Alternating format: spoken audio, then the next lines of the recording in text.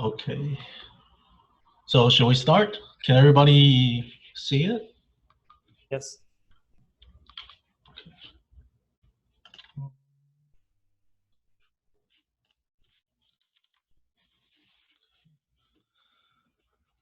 All right.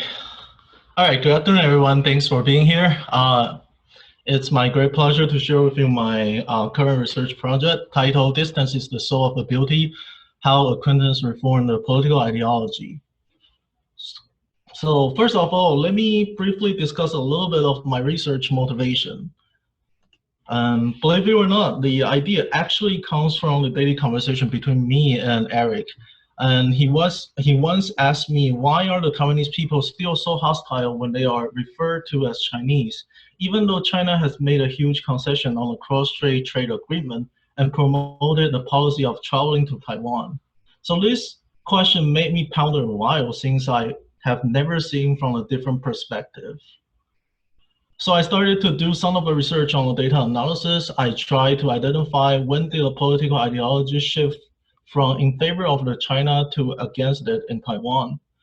More so, I hope the evidence I found in this project could also apply to other conflicts region in the world and provide an outline of solution.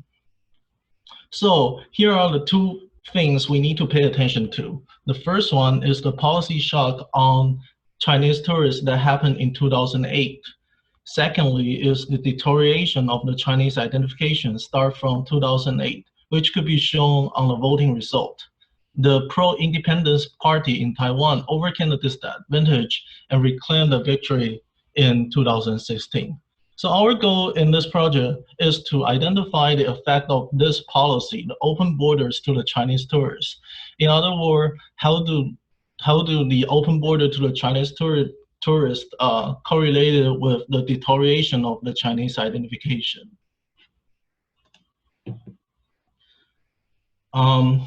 Right, so let me briefly give you some of the background of Taiwanese politics. As with most of the democratic system, we live in a bipartisan world. The left party is called Democratic Progressive Party, and DPP in short, chartered by a leading group of Taiwanese independent movement, with green as their identified color.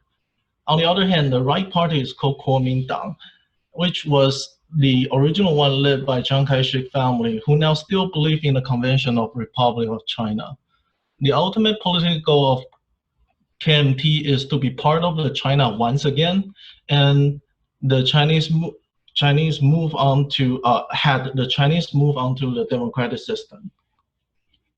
So this wide distinction of the political ideology actually could be tracked back to the cross-strait history. As listed on the slides, there were no connections or ties between Taiwan and China around 40 years after World War II, from 1945 to 1987. The post, the trade, and the transportation are all banned. Not until the lifting of the martial law in Taiwan in 1987, some of the old veterans were allowed to visit their family back in China. However, the things get changed as China embraced open policies. There are several unofficial meetings between two sides around 80s, and the official recognition with each other start from 1992. After the cool-down period from 2000 to 2008, under the administration of DPP, the business and interactions across the strait have recorded its historical high. After Ma Ying-jeou, the president represented KMT, took the office in 2008. And in September 2008, the first tourist group from China arrived in Taoyuan International Airport, which is the biggest airport in Taiwan. So this graph shows you the comparison of the election result of 2008 and 2016. Each small region in the map represents the districts or villages. So it's a sub-region of municipalities in Taiwan. So the light blue means KMT won the district, and the greens means DPP won it. In 2008, the KMT candidate Ma Ying-jeou got around 7.65 million votes, representing the voting share of 58%. So both are the historical record at that time. However, in 2016, the KMT presidential candidate got beat by the DPP candidate, Tsai Ing-wen, by around 3 million and 30% of the voting share. One other thing is worthwhile to pay attention to is where is the region that switched their political ideology. So as we could see from this graph, the Northwest and the Midwest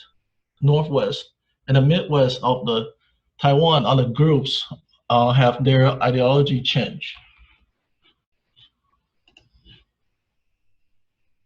So if the previous territory graph does not convince you, so let me point you to a level graph I also plot here. So the opacity of the color represents the magnitude of the winning margin in voting share. The darker blue means a larger winning margin of KMT. On the other hand, the darker green represents a larger loss of the KMT or a larger winning margin of DPP. Once again, the graph shows the northwest of the Taiwanese region, and the midwest of the Taiwanese region plays a key role. In the southwest part, in either of the election, they are leaning to DPP. I'm sorry.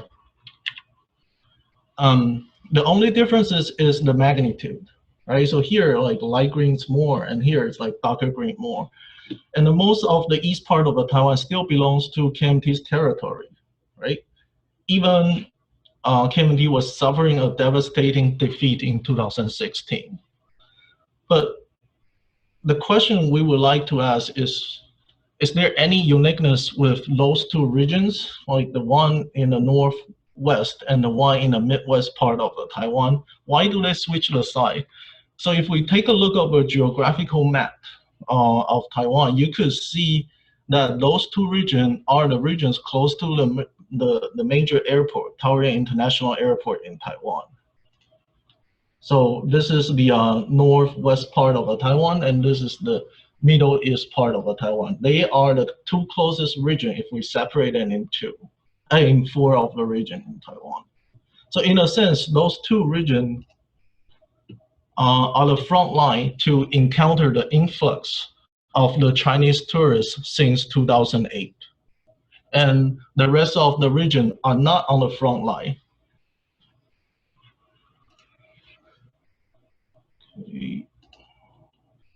So far we have been talking a lot about the incoming Chinese tourists, but what exactly is the case? Let's switch the gears a bit and then turn to the tourist time series data. Yeah, go ahead. Quick question, sorry, I missed the first slide, but like, what are you trying to show is that when there was this rise of tourism, tourists from China going to some areas in Taiwan, in these areas, there's been a change in the political views about China. Is that where you're going with that? Yeah, so it's identified the policy change of the tourists. So in 2008, there's a sudden open border to the Chinese tourists from China. And before then, there are only special case for the Chinese tourists they could travel to Taiwan. Okay, got it. And that might need some of the political ideology change in some of the regions in Taiwan. Okay, so the navy blue line shows the trend of the arrival of the Chinese tourists. So as you can see, before 2008, the tourists from Japan, shown by this like red line, were the biggest group constantly. So which should be due to a historical colonization and geographical proximity. But the number of the Chinese tourists picked it up fast after 2008. Since the border opening in 2008, it only took a year for Chinese tourists to replace Japanese tourists as the largest group. And the number of the Chinese tourists almost tripled within 3 years in 2012. And it grew over quadruply 5 years after the policy shock and reached its peak at 2015. So of course, you might say that the total number of the tourists is growing too. The effect of the tourist exposure might be masked by other growing groups such as Korean or Japanese. But if but from the sheer percentage of the international tourists, we could see it even more clearly. The proportion of the Chinese tourists increased from 10% in 2008 all the way to around 40% in 2015. But isn't that more contact is a good thing for the conflicts country or group? At least this is something that the prevailing theory proposed. Like one of the famous psychologists called Gordon Allport say that if there is a contact between two groups, they finally could promote the tolerance and acceptance. On the other hand, if we see it from like a relatively macro perspective, Bela Balaza's theory says that before unionizing the complex political system, maybe it's better to unionize the economic policy first. But as we've seen in the data from 2008 to 2016, those two prevailing theories, it doesn't seem to work in our context here. So like more people come to Taiwan, like more people seems like are desegregated from their like Chinese. So very quickly, I would like to go some of the literature that has inspired me in this project. So originally, this is going to be a trade work. So naturally, David Atour, David Dorn, Gordon Hansen's work will be like the first paper I review. They use a Quartic instrument to construct the trade exposure index and to see how does it affect to the US local labor market. And their latest paper used the same exposure index to see whether news channel viewership get affected across the congressional zones in the US. Giacomo Magistrati and Marco Tattavilis explore whether economic integration fostered the process of the democratization.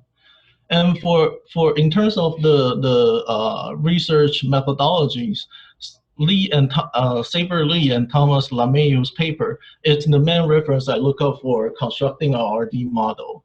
So Saber Lee, he also authored a paper in terms of the incumbency advantage of the US House elections. And then some of the literature saved me a lot of time when I'm doing the GIS system on the data. So curl and go is the one I try to learn how to plot the map on data here. And Bob Picard's, yeah.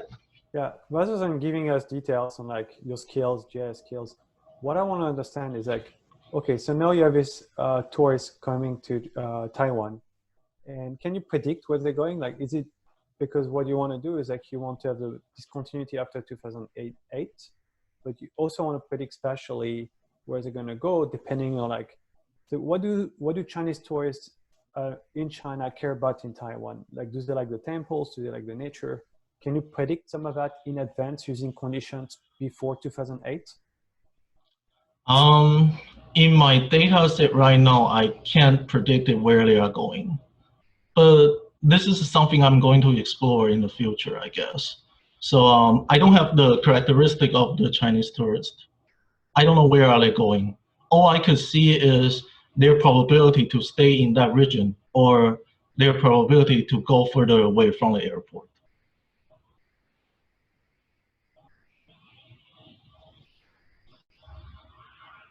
So does that answer the question? Yeah, I mean, I think you cannot just rely on a time variation. You need to rely on time and space because you're showing us elections. Elections are about space, so you'll have to do more work on that.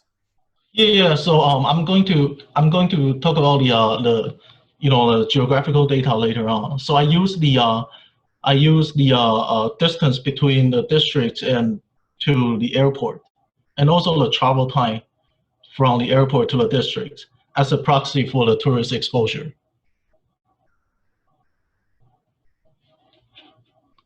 Okay, so maybe we just go to a little bit of the election data more. So this data was extracted from the CEC, which is the highest government agency in charge of the election things in Taiwan. So I only have the 2 time points right now, which is 2008 and 2016. But in the future, I would like to expand it like in a broader horizon that's from 1996 to 2020. So for the geographical data, as Remy's questions previously, I constructed by combining multiple different resources. First, I find the coordinates of each of the districts, and that's the information provided by the Ministry of the Interior from Taiwan government. Then I use the one of the API services provided by the Here technology. So this is the company I use, and they could actually calculate all the travel distance and travel time for me. So I use the travel distance and travel time as my main proxy in my research.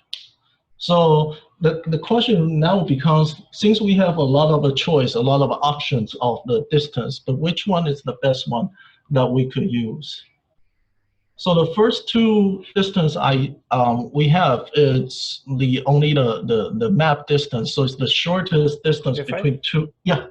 Yeah. So again, like, I don't care so much about these details. What I care more about is like the, oh yeah, I want to see the major airports. So what are the connections between like mainland China and Taiwan? Is it just through Taipei, or like you have other cities? Which cities, why, when did these? So, okay, so my assumption is given it, so as you can see in travel time, right? So as you can see in travel time, there's like you could separate it into two groups. One of the districts is like closer to the airport, and one of the districts are further away from the airport.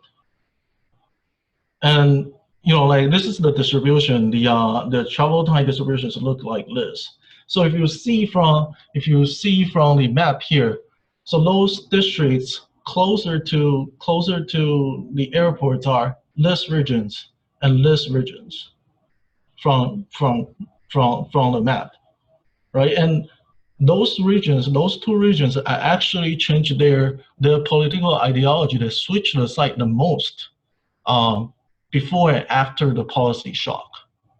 So that's why I'm looking right now.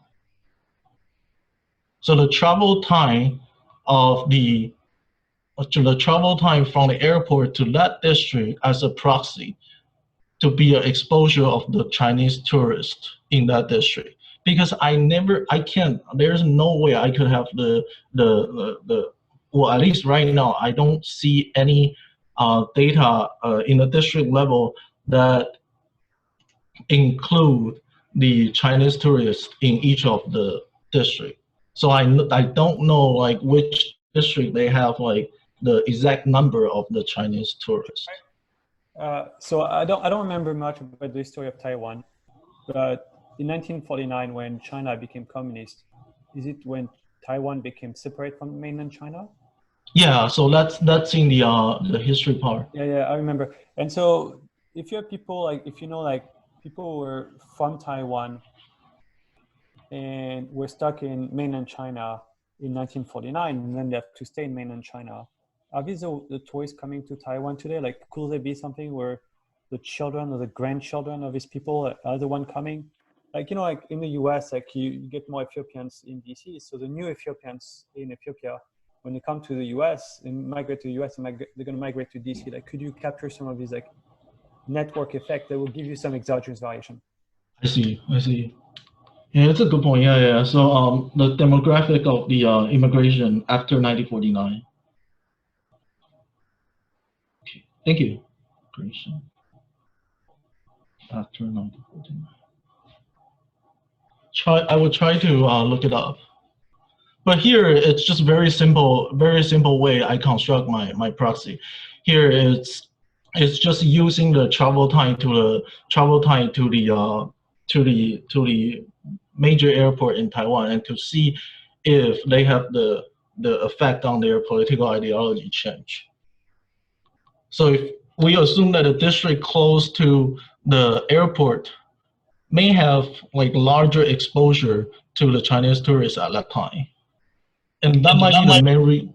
and that might be the main reason why they have switched their political ideology after that policy shock. Jeff, I had a quick ahead, question. yeah. So I'm curious, do you, and I'm sure you know a lot more about this context, but do you really think that travel time to the airport is the source of variation that is worth exploiting? I mean, people clustering in a given region, there are historical conditions, as Remy also pointed out, like there are reasons why some regions are more attractive than others. That could be historical, that could be, new things that have come up in a region.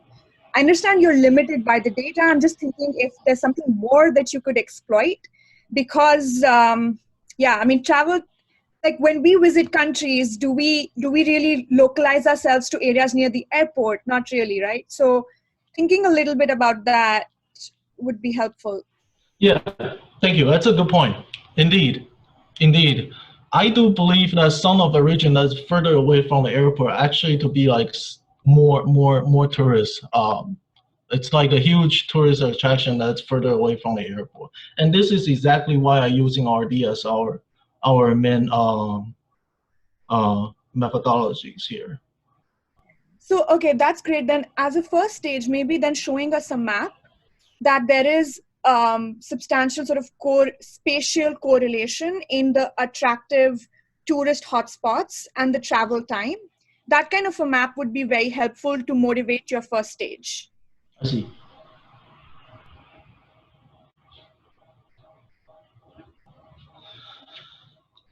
I see. Jeffrey, if I may add to Avila's point, you can actually have data on tourist hotspots, right? People check in through Instagram or through Google Maps. You have also information on popularity of places, and that's, of course, will be more correlated to exposure to tourism from China than the rest. Furthermore, maybe Chinese tourists go to special spots, and maybe you can do a bit of research on the main tourism companies from China that promote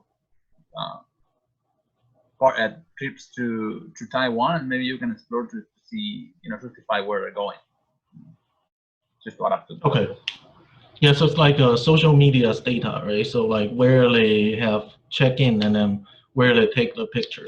Okay, I will look at it. Yeah, Jeffrey, sorry. That would be a very good proxy. Yeah, go ahead. Yeah, following Federico's comment, maybe you can also check the Chinese travel agencies programs. So if maybe it's the case that these Chinese tourists comes as a group, so in that case maybe they just publish their online program, so you can see what do they offer to their customers to visit in Taiwan if they join their tour. I actually think about that too, but so far I can't really see any data, published by the Chinese government agency that include their information of the tourists to Taiwan. Oh, I see. Maybe like some private agencies. Yeah. I don't know about like a route they have, and then like which tourist like sightseeing tourist attraction appear more people. Yes. Yeah, but like in the old literature in tourism, distance it's one of the factors to affect the number of the tourists. So it's a little bit similar to the gravity model in trade. Like distance is in a negative term correlated with the number of the tourists. So that's the reason why I started with the travel distance, and then I find out actually travel time is more convincing. And travel time, they have like points of the discontinuity that I can use to separate those two regions into two groups.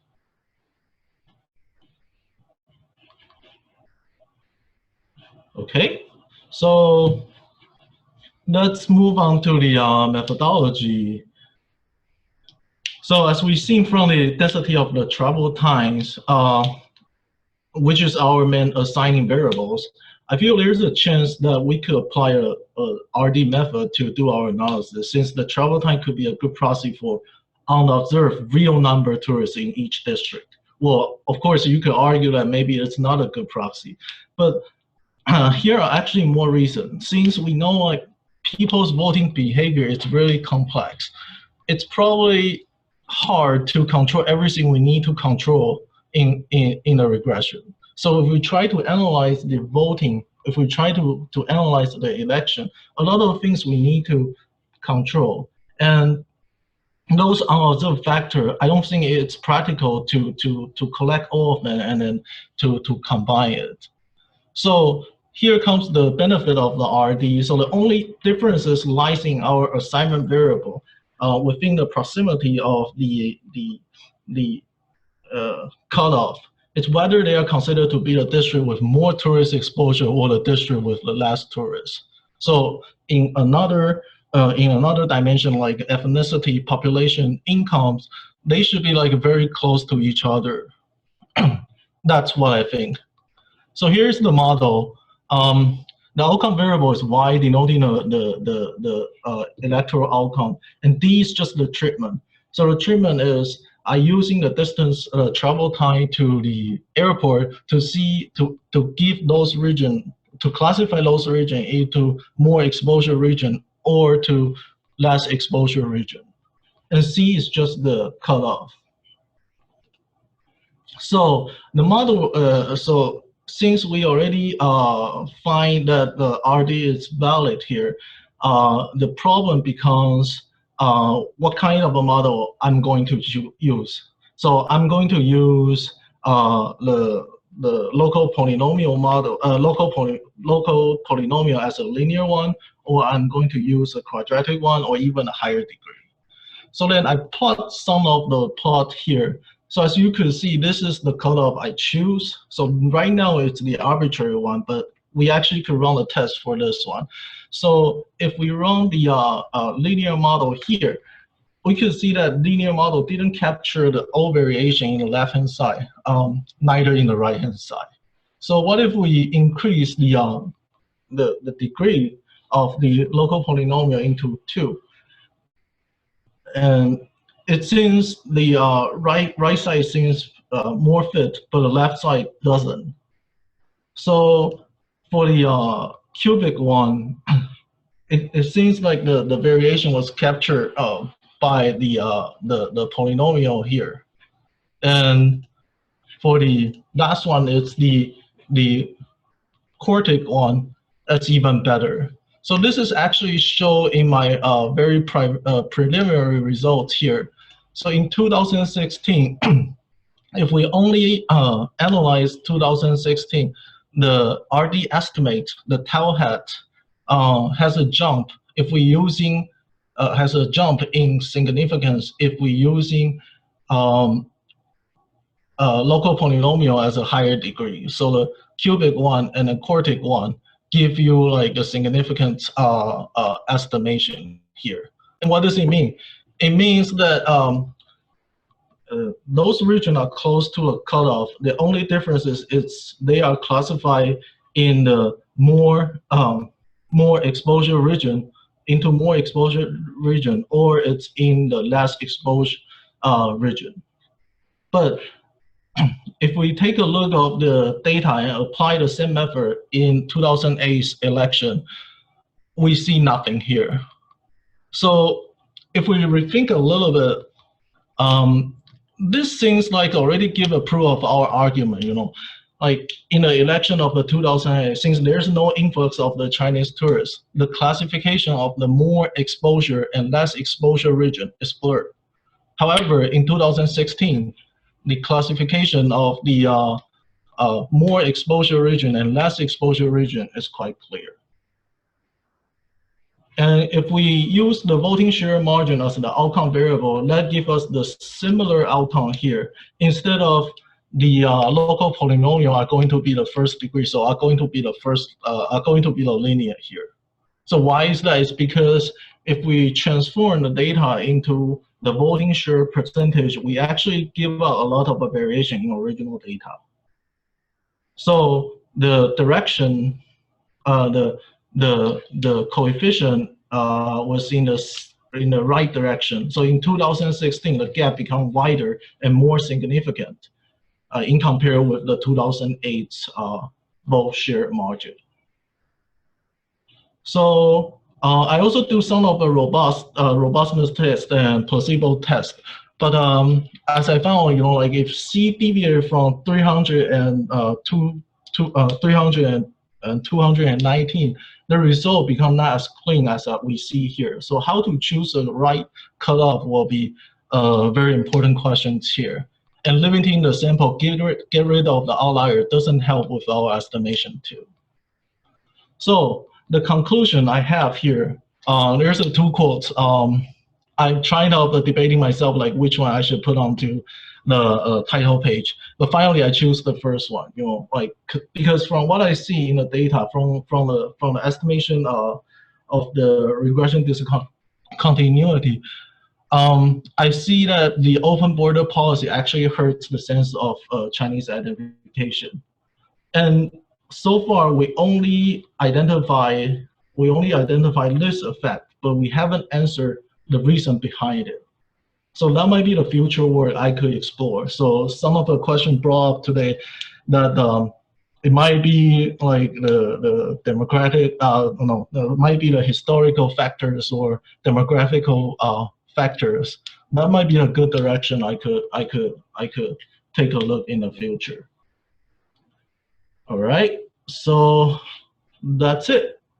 Thanks for listening. I sincerely appreciate your patience and feedbacks and questions. But in case you are interested, I will post the slides and the draft on my GitHub page soon. So thank you so much. I will yield the podium and screen back to moderator. Thank you, Jeffrey. Can I ask a question quickly? Go ahead, yeah. A quick question. You said that you're using the parting instrument, but what I saw was the cutoff. So maybe instead of like using the more exposed or less exposed compared to the travel distance time, you can use the share of the people working in a, I don't know, like some kind of like sectors like tourism. Then you can like see which areas might be more exposed and which areas will be less exposed. And you can like define the like kind of like identification for the regions that they're more exposed to the Chinese tourism, like something that you might use.